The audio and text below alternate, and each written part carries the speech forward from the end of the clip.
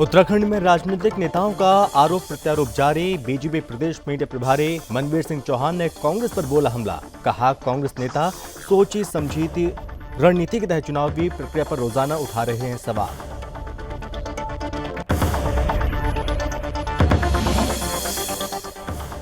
उत्तराखंड में चुनावी नतीजे से पहले बीजेपी के चुनाव प्रभारी प्रहलाद जोशी ने 7 मार्च को बुलाई अहम बैठक में राज्य भर के सभी बीजेपी प्रत्याशी, जिला अध्यक्ष, जिला प्रभारी समेत कई दिग्गज होंगे शामिल।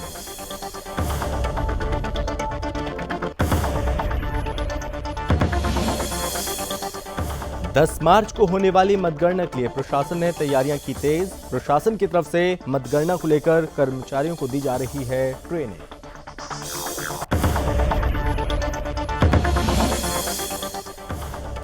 रूस और यूक्रेन के बीच बिगड़ते हालातों पर उत्तराखंड भारतीय जनता पार्टी ने अपना हेल्प डेस्क किया तैयार। हेल्प डेस्क के तहत बनाई गई 50 लोगों की टीम हेल्प डेस्क के जरिए यूक्रेन में फंसे छात्रों को निकाला जाएगा सकुशल बाहर।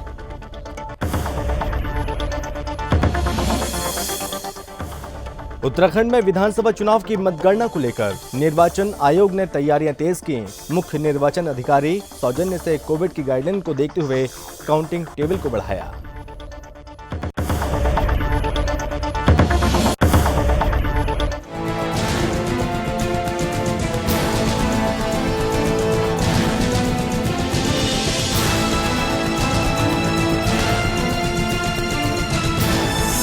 आप देख रहे हैं सुदर्शन न्यूज।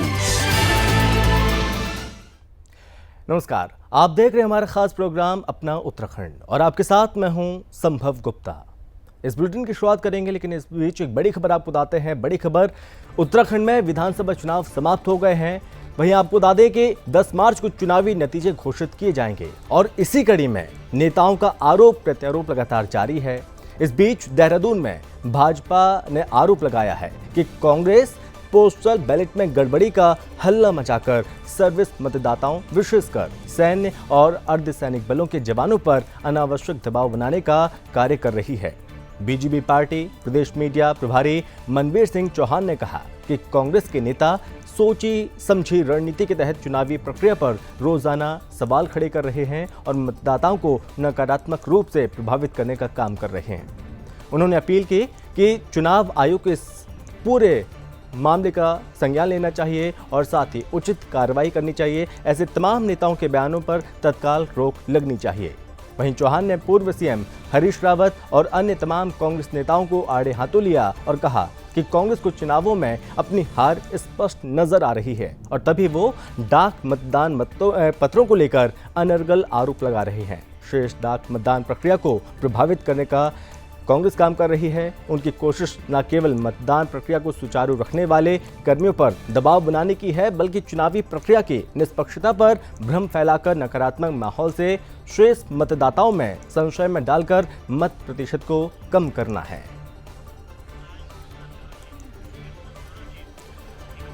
और इस पर ज्यादा जानकारी के साथ ब्यूरो चीफ कृष्णा हमारे साथ कनेक्ट हैं सीधे।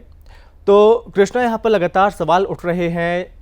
मतदान हो चुका है, 10 तारीख को रिजल्ट सामने आएगा, लेकिन रिजल्ट आने से पहले कांग्रेस लगातार आरोप लगा रही है और इस बीच यहाँ पर बीजेपी प्रदेश मीडिया प्रभारी मनवीर सिंह चौहान ने तमाम सवाल खड़े किए, तमाम जवाब भी दिए। बिल्कुल संभव, देखिए उत्तराखंड में 14 फरवरी शाम जो है वो ईवीएम के माध्यम से मतदान हो चुका था। सभी प्रत्याशियों की किस्मत जो है वो ईवीएम मशीन में कैद हो चुकी थी, लेकिन अभी की हम बात करें तो 14 फरवरी से लेकर अब तक जो है वो पोस्टल बैलेट के माध्यम से मतदान की प्रक्रिया जो है वो अभी तक जारी है, जो 10 मार्च सुबह 7 बजे तक चलेगी, जिसको लेकर कांग्रेस जो है लगातार बीजेपी पर हमला बोल रही है और स्टेट चुनाव आयोग पर भी हमला कर रही है कि केंद्र सरकार के मिलीभगत से चुनाव आयोग जो है वो बीजेपी के पक्ष में एक तरीके से सभी लोगों से वोट करवा रहा है, जिससे कांग्रेस एक तरीके से गहन चिंता जता रही है। जिससे एक तरीके से बीजेपी के मीडिया प्रभारी मनवीर सिंह चौहान ने आरोप लगाया है कि एक तरीके से सैनिकों को और सरकारी कर्मचारियों को जो देश के अलग अलग जगहों पर तैनात है वो पोस्टल बैलेट के माध्यम से एक तरीके से अगर बीजेपी के लिए वोट भी कर रहे होंगे तो उन पर एक तरीके से दबाव बनाया जा रहा है, मानसिक उन पर दबाव बनाया जा रहा है कि वो बीजेपी को ना चुनकर कांग्रेस को बनाए, क्योंकि कांग्रेस जो है लगातार आरोप लगा रही है कि बीजेपी को ही चुनने का सब एक तरीके से प्रेशर जो है उन पर बनाया जा रहा है। तो एक तरीके से देखिए अब मतदान में भी हम कह सकते हैं काफी कम समय रह गया है। मैं जब 5 दिन भी नहीं बचे हैं सभी प्रत्याशियों का भाग्य खुलने में, लेकिन इसके बीच जो है पोस्टल बैलेट के माध्यम से जो मतदान हो रहा है उसमें कांग्रेस में लेकर घमासान मचा हुआ है, क्योंकि कांग्रेस एक तरीके से जो स्थिति अपनी देखती है 14 फरवरी की मतदान के दिन की बूथों से जो भी रिपोर्ट आती है उससे कांग्रेस संतुष्ट नहीं होती है, जिसके बाद से पोस्टल बैलेट से भी एक तरीके से मुद्दा वो छेड़ रही है। बीजेपी का साफ कहना है कि कांग्रेस ने अभी से अपनी हार स्वीकार ली है, तभी वो ईवीएम और पोस्टल बैलेट के छेड़खानी के लगातार आरोप लगा रही है संभव जी। और चूंकि कृष्णा जब से मतदान हुआ उसके बाद से इस तरह के सवाल लगातार कांग्रेस की तरफ से उठ रहे हैं, और इस बीच यहाँ पर राज्य में एक वीडियो वायरल हो रहा है जिसकी चर्चाएं चारों तरफ हैं। उस वीडियो में क्या है, उसको लेकर क्या सवाल उठ रहे हैं? बिल्कुल, देखिए अगर हम उत्तराखंड राज्य की बात करें तो मतदान के बाद जैसे ईवीएम में किस्मत प्रत्याशियों की कैद हो गई थी, उसके बाद से एक वीडियो वायरल हुई थी सोशल मीडिया पे जिसमें सैनिक वोट कर रहे थे और वो बीजेपी के हक में वोट करते हुए दिख रहे थे, जिससे उत्तराखंड कांग्रेस ने चुनाव आयोग को शिकायत करी थी और उन्होंने कहा था कि बीजेपी को इस तरीके से वोट करे जा रहे हैं, सैनिकों पर ना पोस्टल बैलेट पहुंचकर किसी एक और जगह पर पहुंचे जा रहे हैं जहाँ पे इस तरीके से बीजेपी को ही वोट देकर इन पोस्टल बैलेट को वापस चुनाव आयोग के पास भेजा जा रहा है, जिसके बाद से देखिए कांग्रेस एक तरफा घोर रही थी। लेकिन जब चुनाव आयोग ने उस वीडियो की जब पूरी जांच कर रही थी, क्राइम ब्रांच ने उसकी जांच करी, उसके बाद वो वीडियो जो है पूरी तरीके से फर्जी पाई गई थी, जिसके बाद से मनवीर सिंह चौहान ने भी वीडियो पर एक तरीके से आरोप लगाया था कि ये सैनिकों को कांग्रेस जो है वो लगातार भ्रमण करने का काम कर रहे हैं। क्योंकि हम अगर उत्तराखंड की बात करें तो उत्तराखंड इस तरीके से देवभूमि भी कहते हैं और उसको वीर भूमि भी कहते हैं, क्योंकि उत्तराखंड के पहाड़ों से हर एक परिवार का सदस्य कम से कम कह सकते हैं वो तरीके सेना में भर्ती है, देश की बॉर्डरों पर वो रक्षा कर रहा है। तो उसी के माध्यम से देखिए अगर उनको वहां पर सुविधाएं अच्छी मिल रही है तो वो बीजेपी को इस तरीके से चाह रहे हैं। कई सालों से हमने देखा है लोकसभा चुनाव में भी 2 बार मोदी ने उनका एक तरीके से रक्षा दल के सैनिकों की उनको विजय बनवाए हैं मोदी। उसके बाद से उत्तराखंड विधानसभा चुनाव में 2017 में भी देखा था कि किस तरीके से वन रैंक वन पेंशन का जो असर है वो उत्तराखंड में देखा गया था। उसको 70 में से 57 सीटों पर दर्ज करी, जिसको दोहराने के लिए बीजेपी पूरी तरीके से आश्वस्त है। बीजेपी का एक तरीके से फिर से कहना है कि हम जो उत्तराखंड में पूर्ण बहुमत से सरकार बना रहे हैं, चाहे हमें इस तरीके से जनता ने काफी दिनों से जो वेटे 14 तारीख को जो किस्मत क्या हुई थी वो हमारे हक में हुई है। प्रदेश में कमल चलाने के लिए सभी लोगों ने एक तरीके से वोट दिया है। इंतजार 10 तारीख का करना हो, 10 तारीख की दोपहर 2 बजे तक लगभग फाइनल हो जाएगा कि राज्य में किसके ऊपर जनता ने विश्वास जताया है, कांग्रेस बीजेपी में से कौन सरकार बनाने जा रहा है। जी। और कृष्णा, चूंकि नतीजों से पहले ऑडियो वीडियो वॉर लगातार चल रहा है, तो क्या इस बीच आप निर्वाचन आयोग ने इस पूरे मामले पर कोई संज्ञान लिया? बिल्कुल, देखिए अगर हम बात वीडियो की करें तो वीडियो को लेकर जो है कांग्रेस आला कमान ने जो है निर्वाचन आयोग को शिकायत पत्र दिया था और वीडियो भी दी थी, जिस पर निर्वाचन आयोग ने संज्ञान लेते हुए सभी एक तरीके से आरोप रिपोर्ट मांगी थी कि आपके क्षेत्र में ये वीडियो आ रही है, तो जिससे कोई आधार नहीं मिल पाया। तो वो वीडियो जो है वो फर्जी एक तरीके से साबित हुई थी, रिपोर्ट में कुछ आधार उसका नहीं मिला था, जिसके बाद से बीजेपी लगातार कांग्रेस का हमलावर है, क्योंकि कांग्रेस एक तरीके से बीजेपी का कहना है कि हार अपने स्वीकार लिए, तभी वो ईवीएम मशीन पर और पोस्टल बैलेट के माध्यम से जो है वो तमाम आरोप अभी से बीजेपी पर लगाने के लिए तैयार हो रहे हैं। क्योंकि लगातार हम देख रहे हैं उत्तराखंड के अगर राजनीतिक समीकरण की भी बात करें हम तो 5 साल बीजेपी 5 साल कांग्रेस खा रहा है, जिससे एक तरीके से कांग्रेस आश्वस्त थी कि 5 साल हम सत्ता में नहीं थे तो इस बार हमें चुनाव को, तो बीजेपी भी एक तरफ से आश्वस्त दिख रही है। चुनाव आयोग की बात करें तो उन्होंने सभी जांच जो है इसको लेकर पूरी कर ली है, कोई भी जांच वहाँ पे पेंडिंग नहीं है। कांग्रेस नेताओं ने 14 शिकायत पत्र चुनाव आयोग के पास जाके सौंपे थे, उन सभी शिकायतों पे जो है कोई निराधार नहीं मिला है, जिस वजह से वो निरस्त हो चुकी है संभव। जी, चलिए कृष्णा, आप लगातार हमारे साथ बने रहिए और चुनावी नतीजों से पहले यहाँ पर लगातार वार पलटवार जारी है और इस बीच यहाँ पर बीजेपी मीडिया प्रभारी ने कांग्रेस पर एक बार फिर से निशाना साधा। चलिए बढ़ते आगे। उत्तराखंड में विधानसभा चुनाव समाप्त हो गए हैं और इसी कड़ी में मतगणना से पहले बीजेपी ने 7 मार्च को एक अहम बैठक बुलाई। ये बैठक उत्तराखंड के चुनाव प्रभारी प्रहलाद जोशी ने बुलाई है। इस बैठक में राज्य भर के सभी बीजेपी प्रत्याशी, जिला अध्यक्ष, जिला प्रभारी मंत्री, सांसद और समन्वयक शामिल होंगे। बैठक में प्रहलाद जोशी की अध्यक्षता में होगी और जहां प्रदेश के अध्यक्ष मदन कौशिक और राज्य के मुख्यमंत्री पुष्कर सिंह धामी भी यहां पर मौजूद रहने वाले हैं। बताया जा रहा है कि इस बैठक में चुनाव और मतदान से संबंधित फीडबैक लिए जाएंगे और साथ ही साथ आगे मतगणना की बारीकियों को उसके बारे में भी बताया जाएगा। साथ ही बैठक में सरकार के बनाने की तैयारी पर भी चर्चा की जाएगी। नहीं, वस्तुतः तो एजेंडा जो है मतगणना के विषयों को लेकर ही रहेगा। मतगणना की तैयारियां कैसी चल रही हैं, मतगणना की तैयारियां ठीक प्रकार से रहें, व्यवस्थित रहें, जो उसमें मतगणना अभिकर्ता मतगणना उसमें स्थल पे जाने वाले हैं, उनकी तैयारी सही प्रकार से रहे, ये सारे विषयों पर चर्चा रहेगी। हाँ, मतगणना अभिकर्ता अभी बन रहे हैं और चूँकि प्रशासन से अभी जो है अभिकर्ता बनाने का विषय एक आध दिन पहले ही आया है, तो हमारे सभी लोग 70 विधानसभाओं में मतगणना अभिकर्ता बनने की शुरुआत हो चुकी है और लगभग अगले 2 दिनों में वो पूरा हो जाएगा। और इस पर ज्यादा जानकारी के साथ ब्यूरो चीफ कृष्णा कुमार हमारे साथ लगातार बने हुए हैं फोन लाइन पर। तो कृष्णा, चुनावी नतीजे 10 तारीख को, लेकिन उससे पहले बीजेपी एक्टिव मोड पर नजर आ रही है, लगातार एक्टिव हो चुकी है। 7 मार्च को एक अहम बैठक बुलाई है।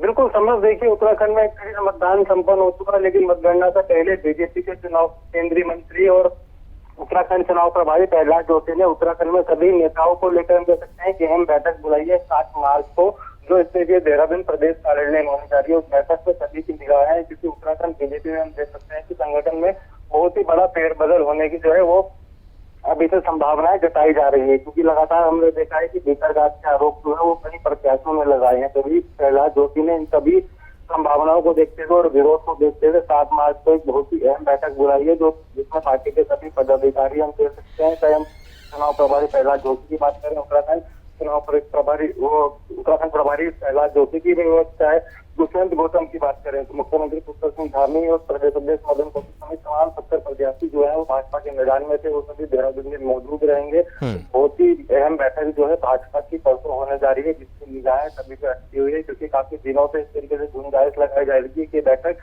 4 या 5 में बुलाई जाए, लेकिन जिस तरीके से अभी उत्तर प्रदेश में अंतिम चरण का चुनाव बचा हुआ है, तो उसके प्रचार प्रसार करने के लिए तमाम उत्तराखंड के नेता जो है वो वाराणसी में गए हुए हैं, जिस वजह से 7 मार्च का जो है वो तिथि रखी है। 7 मार्च को देखना होगा कि बीजेपी की बैठक में जिस तरीके से बहुत ही महत्वपूर्ण बैठक बुलाई है, कि तमाम बीजेपी के सूत्र बताते हैं कि इस बैठक में प्रदेश अध्यक्ष से लेकर प्रदेश पदाधिकारियों में तमाम उनके पदों में फेरबदल होने की संभावनाएं जो है वो लगातार लग रही है संभव। जी, और कृष्णा, चूंकि वाराणसी में जेपी नड्डा से मुलाकात करने के बाद वापस लौट रहे हैं इस बैठक में शामिल होने के लिए मुख्यमंत्री पुष्कर सिंह धामी।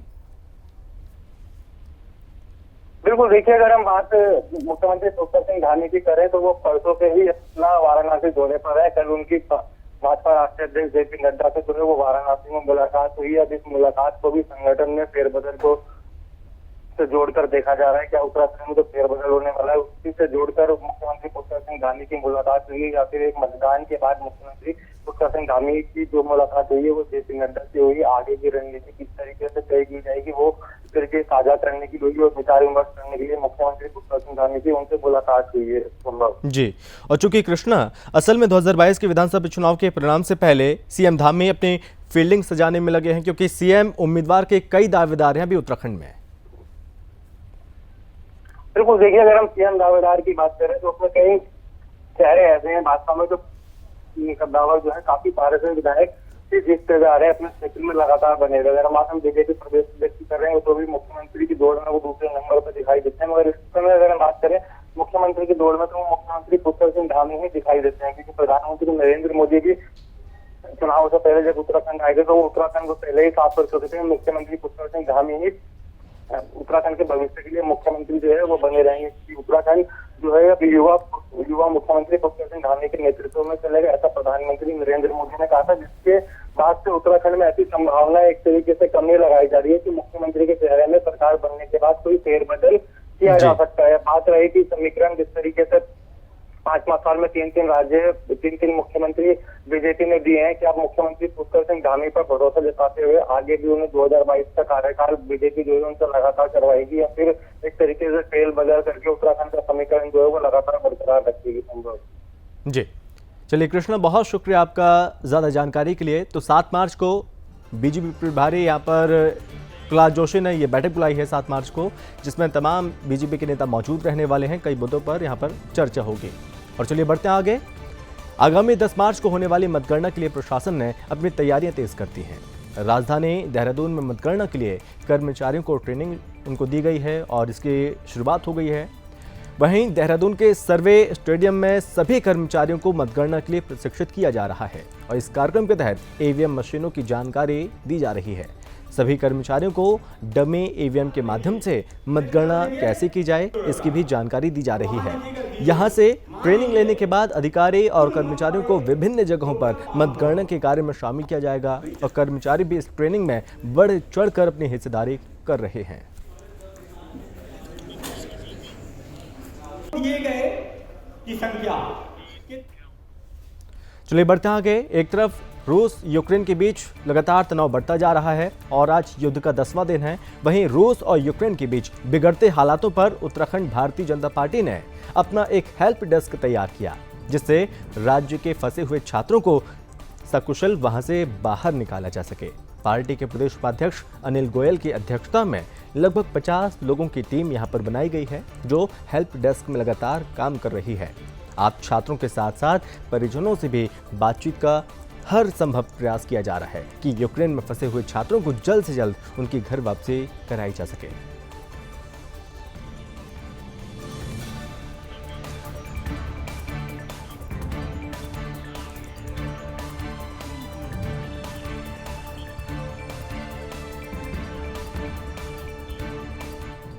वहीं उत्तराखंड में विधानसभा चुनाव समाप्त हो गए हैं। 10 मार्च को चुनावी नतीजे घोषित किए जाएंगे और वहीं चुनावी नतीजों को लेकर जनता से लेकर सभी राजनीतिक पार्टियों को बेसब्री से इंतजार है। इसी कड़ी में विधानसभा चुनाव की मतगणना को लेकर निर्वाचन आयोग ने भी तैयारियां तेज कर दी हैं। मुख्य निर्वाचन अधिकारी सौजन्य ने कहा कि कोविड की गाइडलाइन को देखते हुए काउंटिंग टेबल को बढ़ाया जा रहा है, जिससे सोशल डिस्टेंसिंग का पालन करते हुए काउंटिंग को किया जा सके। उन्होंने कहा कि लगातार टेबल बढ़ाए जाने को लेकर डिमांड सामने आ रही थी, जिसका संज्ञान लिया निर्वाचन आयोग ने तैयारियां पूरी कर ली हैं। हमारा काउंटिंग का कोविड को देखते हुए टेबल्स हमारा परेड रूम 7 हमने पहले रखा था, तो उसका रिलैक्सेशन के लिए भी कहीं से मांग आई है, क्योंकि वो सोशल डिस्टेंसिंग रखते हुए टेबल्स लगाने का अरेंजमेंट्स का उन्होंने प्रस्ताव दिया है, जो हम कमीशन को दे रहे हैं। हल्द्वानी एसटीएफ को एक बहुत बड़ी कामयाबी हाथ लगी है। मुखानी थाना क्षेत्र में हुई साइबर ठगी के मामले में एसटीएफ ने 2 अभियुक्तों को गिरफ्तार किया। पकड़े गए इन आरोपियों ने 19 लाख रुपए साइबर ठगी की वारदात को अंजाम दिया था, जिनको एसटीएफ ने 3.5 लाख और कई सारे पासपोर्ट, एटीएम कार्ड के साथ दिल्ली एनसीआर से गिरफ्तार किया है। पकड़े गए आरोपी पश्चिम बंगाल के रहने वाले हैं। वहीं आपको बता दें कि सीओ एसटीएफ पूर्णिमा गर्ग ने जानकारी दी और कहा, मुखानी थाने में 19 लाख की साइबर ठगी का मुकदमा दर्ज किया गया था, जो कि फेसबुक के जरिए ठगी की गई थी और जांच एसटीएफ के पास आई थी और एसटीएफ ने गहनता से जांच की और दोनों साइबर ठगों को दिल्ली एनसीआर से गिरफ्तार कर लिया। इनके कनेक्शन नाइजीरियन ठगों से भी हैं, जिनको ये भारतीय बैंकों के खाते में रकम उपलब्ध करवाते थे। फिलहाल मामले में आरोपियों से पूछताछ जारी है। देखिए, ये अक्टूबर एंड से यहाँ पे साइबर क्राइम पुलिस स्टेशन जो हमारा कुमाऊं का है, उसमें एक विवेचना चल रही थी, जिसमें वादी के 19 लाख रुपए ठग लिए गए थे फेसबुक के माध्यम से। तो इसमें पूरी विवेचना चल रही थी। टेक्निकल सर्वेलेंस और मैनुअल पुलिसिंग के माध्यम से इसमें 2 व्यक्तियों को गिरफ्तार किया गया है, जिनका नाम सूरज तबंग है और विक्रम लिंबू है। ये दोनों दार्जिलिंग से हैं और ये लोग जो वहाँ पे इसमें जो हमारे विदेशी लोग हैं, जैसे नाइजीरियंस हैं, उनकी भी भूमिका सामने आ रही है इन्वॉल्व होने की। और इनका इसमें ये भूमिका रहती थी कि ये लोग उनको अकाउंट्स प्रोवाइड करवाते थे, जिसके माध्यम से ये ठगी की जा सके। इनके पास से 73 चेकबुक्स, 41 पासबुक्स, 25 एटीएम कार्ड्स और 4 मोबाइल फोन भी बरामद हुए हैं। हरिद्वार के सीओ राकेश रावत ने बुग्गावाला थाने का निरीक्षण किया और थाने में व्यवस्थाओं का जायजा लिया और साथ ही साथ सीओ ने थाने में तैनात पुलिसकर्मियों को व्यवस्थाएं चाक चौबंद रखने के निर्देश दिए। इस दौरान सीओ ने बुग्गावाला थाने में मलखाना, कार्यालय, शस्त्र, आपदा उपकरण, अभिलेख, भोजनालय, बैरक का निरीक्षण किया और उन्होंने थाने में हिस्ट्री शीटरों के संबंध में जानकारी प्राप्त की। थाना परिसर की साफ सफाई के साथ साथ भोजनालय, बैरक में नियमित रूप से स्वच्छता का विशेष ध्यान रखने के निर्देश दिए।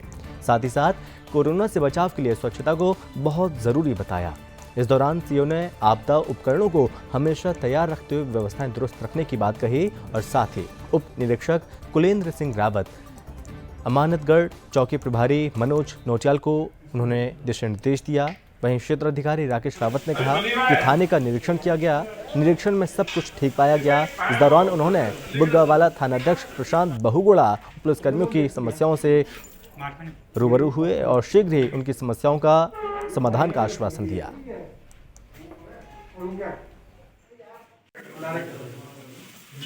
पानी का मुआयना किया गया, पानी में साफ सफाई भी कर दिया।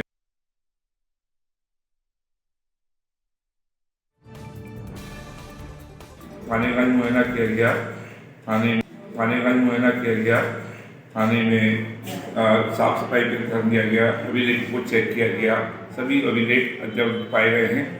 मालखाने में चेक किया गया, शस्त्र वगैरह चेक किया गया और सभी शस्त्र वगैरह सही हालत में है, सही प्रकार से कार्य कर रहे हैं। इसके अलावा एंटीलाइट किट वगैरह भी देखी गई है। सभी सामान को सही भांति देखा गया है और सभी सामान सही तरीके से सही अवस्था में। कोई कमी नहीं पाई गई है। ये एचएफ को बताया गया है कि रेगुलर उसमें जो शस्त्र है, हमारे SLR हैं, ये आपका है, इन्हें प्रत्येक तमाम कर्मचारी को इनके खोलने वाले से अवगत कराएं। हरिद्वार जिले की 11 विधानसभा क्षेत्रों के मतगणना स्थल इस बार हरिद्वार के स्कूल BHEL हरिद्वार में बनाए गए हैं, जिसको लेकर हरिद्वार प्रशासन ने कड़ी सुरक्षा व्यवस्था की है और जिसमें CCTV कैमरे सहित स्थानीय पुलिस बल और पैरामिलिट्री फोर्स की तैनाती भी की गई। बावजूद इसके मतगणना स्थल के पास बसपा की ओर से कांग्रेस के कार्यकर्ता इलेक्शन स्ट्रांग रूम के बाहर रात दिन निगरानी कर रहे हैं और प्रशासन की ओर से स्ट्रांग रूम पर भारी सुरक्षा तैनाती की गई। वहीं सुरक्षा का जायजा लेने जिला निर्वाचन अधिकारी विनय शंकर पांडे भी पहुंचे और लगातार समय समय पर निरीक्षण वो लगातार कर रहे हैं और इसको लेकर कुछ राजनीतिक दलों के कार्यकर्ता सुरक्षा व्यवस्था को पुख्ता करने के लिए अपनी ओर से भी निगरानी कर रहे हैं। बसपा और कांग्रेस के कार्यकर्ताओं का कहना है कि प्रशासन की ओर से पर्याप्त कड़ी सुरक्षा तैनात की गई है, लेकिन वे किसी भी प्रकार की चूक होने की कोई संभावना नहीं छोड़ना चाहते और इसलिए 10 मार्च तक लगातार दिन रात वो निगरानी कर रहे हैं। आगामी 10 मार्च को होने वाली मतगणना में 11 विधानसभा के प्रत्याशियों की किस्मत का फैसला होगा।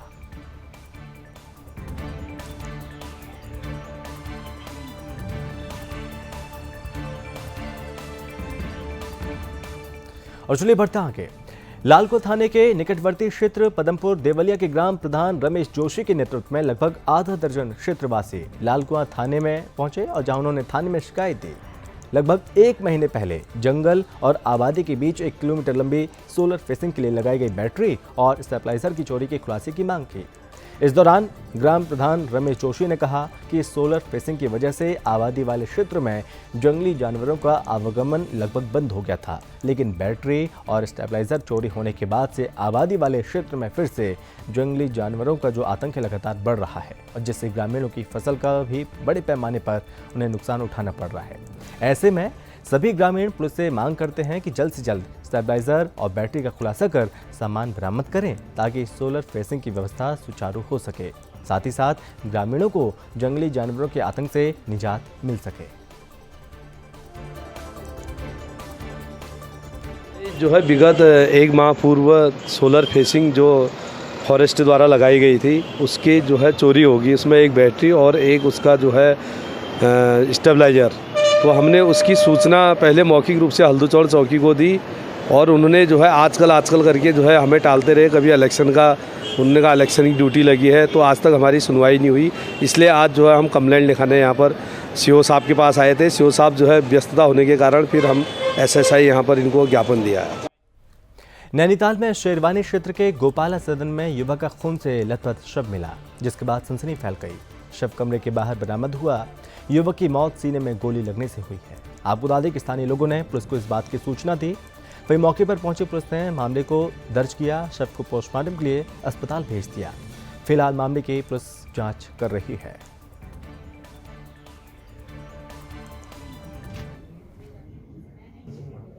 इस पर जांच जारी है कि ये सुसाइडल है या मर्डर हो सकता है। इसमें सारी संभावनाओं को खुला करके पुलिस इसमें अभी जांच कर रही है।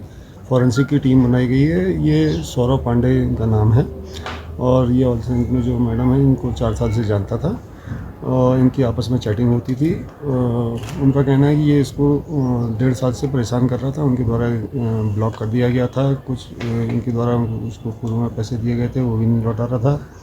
और इनकी जो पूरी चैटिंग है इसको भी पुलिस जांच कर रही है और इसके आधार पर फॉरेंसिक टीम और जो हमारे मोबाइल डाटा है इसको हम लोग रिकवर करके आगे की जांच।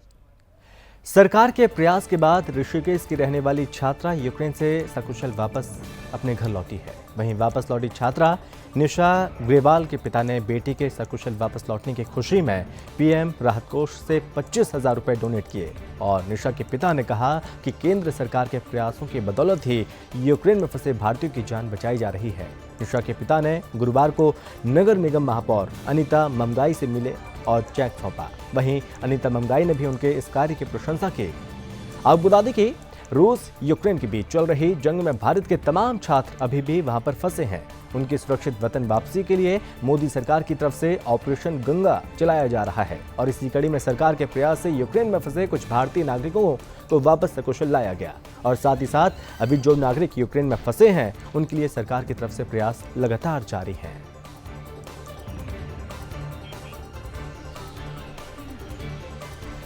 श्रीनगर गढ़वाल में उस समय हड़कंप मच गया जब श्रीनगर गढ़वाल के सराफा के पास नवजात शिशु का शव मिला, जिसके बाद इलाके में सनसनी फैल गई। शव को कुत्तों ने बुरी तरह से नोच लिया था। स्थानीय लोगों ने मामले की सूचना पुलिस को दी। मौके पर पुलिस पहुंची। पुलिस ने मामले को दर्ज कर जांच शुरू कर दी। वहीं शव को देखकर अनुमान लगाया जा रहा है कि नवजात की उम्र 7 से 8 दिन रही होगी। बच्चे की मौत कैसे हुई होगी ये बताना मुश्किल होगा। फिलहाल मामले की छानबीन में पुलिस जुटी है।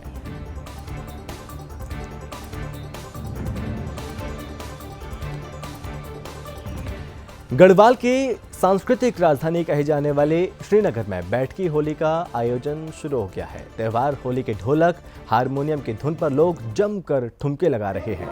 यहाँ होली से पहले बैठकी होली का दौर शुरू हो गया। गढ़वाल क्षेत्र में जितने उत्साह के साथ होली मनाई जाती है उतना शायद ही कहीं और मनाई जाती होगी। यहाँ बसंत ऋतु से ही होली खेलने का दौर शुरू हो जाता है। गढ़वाल में होली को होरी कहा जाता है। गढ़वाल क्षेत्र में बसंत पंचमी से ही होली के गीत शुरू हो जाते हैं और होली आने तक इसी तरह की बैठकी होली का दौर चलता ही रहता है। वहीं बीते 2 साल कोविड के चलते होली का रंग फीका रहा, मगर इस बार वे अपने साथियों के साथ 1 महीने पहले से ही बैठकी होली खेलने लगे। साथ ही बैठकी होली के माध्यम से पहाड़ की पौराणिक विरासत को नई पीढ़ी को सौंपने की कोशिश कर रहे हैं।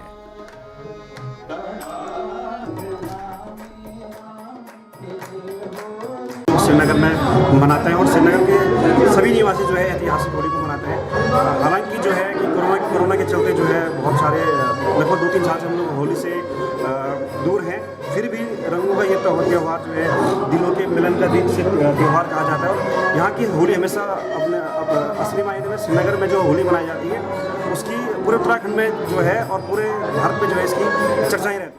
और चलिए इसी के साथ अपना उत्तराखंड में बस इतना ही। बने रहिए आप सुदर्शन न्यूज़ के साथ। नमस्कार।